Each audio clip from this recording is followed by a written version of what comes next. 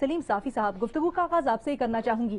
عمران خان صاحب، بہت سے ایسے معاملات جس کے اوپر پہلے ڈٹ کے سٹانس لیا کرتے تھے، ڈٹ کے کھڑے تھے، آج کہہ رہے ہیں کہ وہ غلطی تھی. یہ کیا ہو رہا ہے؟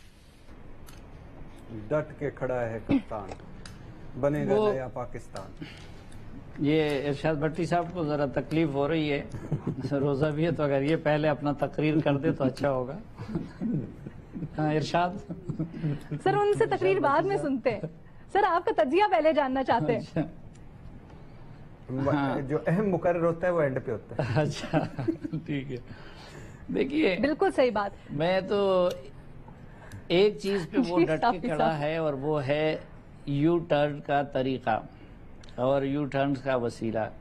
اور کوئی بعید نہیں ہے کہ ایک دن وہ یہ کہہ دے کہ جی وہ تو میں پرائم منسٹر نہیں تھا، وہ تو کوئی اور تھا.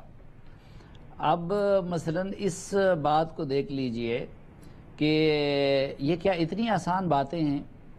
آپ نے جسٹس فائز عیسیٰ کو، جو سپریم کورٹ آف پاکستان کے ایک معزز جج تھے، اور پھر ان کی اہلیہ جن کا ان سے براہ راست کوئی تعلق نہیں تھا، ان کے خلاف صدارتی ریفرنس بھیجا، اور پھر اتنے سالوں تک ان کو رگڑا لگایا، ان کی فیملی کو. آپ ذرا یاد کریں، مثلا ہم اپنی ماں بہن کو ذہن میں رکھے، جس طرح فائز عیسیٰ صاحب کی اہلیہ بیچاری کبھی ایک عدالت میں کبھی دوسری عدالت میں، ان کے ساتھ جو کچھ ہوتا رہا.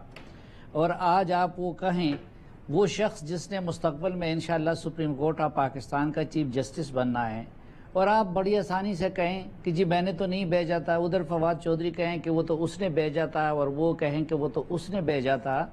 اور پھر اس میں حالانکہ اصل میں ذمہ دار فواد چودھری بھی ہے، وہ فروغ نسیم بھی ہے، پوری کابینہ بھی ہے، اور صدر مملکت بھی ہے، اور وزیر اعظم بھی ہے. تو جن لوگوں نے اس طریقے سے ملک چلایا ہے، تو آج آپ ان کی باقی باتوں کو کیوں سیریس لے رہی؟ مثلا میں حیران اس بات پہ ہوں کہ وہ کہتے ہیں کہ میری حکومت کو امریکہ نے سازش کر کے گرا دیا. میں بار بار چیلنج کرتا ہوں کہ میں درجنوں اقدامات دلیل ثبوت کے ساتھ پیش کر سکتا ہوں کہ جو انہوں نے امریکی انٹرسٹ کے لیے اور چین کے انٹرسٹ کے خلاف کیے ہیں.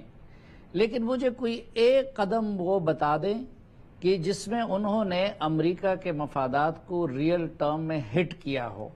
اچھا، پھر آپ کہتے ہیں کہ میرے خلاف سازش کی ہے امریکہ نے، لیکن ٹویٹر پہ آپ مہم نہ امریکہ مرد آباد کا چلا رہے ہیں، نہ برطانیہ مرد آباد کا چلا رہے ہیں. وہاں پہ مہم آپ چلا رہے ہیں فوج کے خلاف، فوج کے عدلیہ کے خلاف اور باقیوں کے خلاف.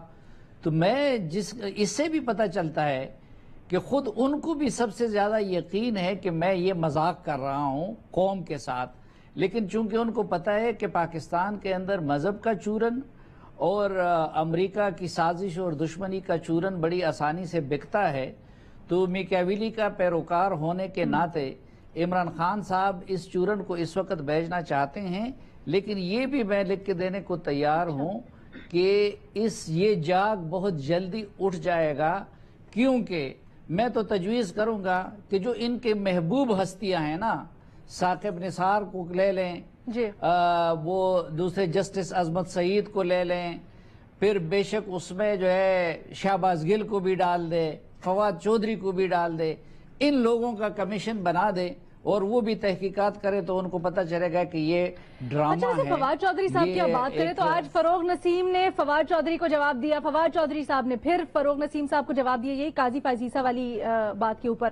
لیکن ریما، یہی چیز آپ کی طرف لانا چاہوں گی، کیا ایسا ہو سکتا ہے کہ اس وقت نہ پتہ چلا ہو عمران خان کو یا ان کے آس پاس لوگوں کو؟ ایک فقرہ علینا، جلدی سے صاحب، علینا ایک فقرہ ریما سے معذرت کے ساتھ، بہت جلد آپ دیکھیں گے یہ ایک دوسرے کے خلاف گواہیاں دیں گے اور اسی طرح کہیں گے.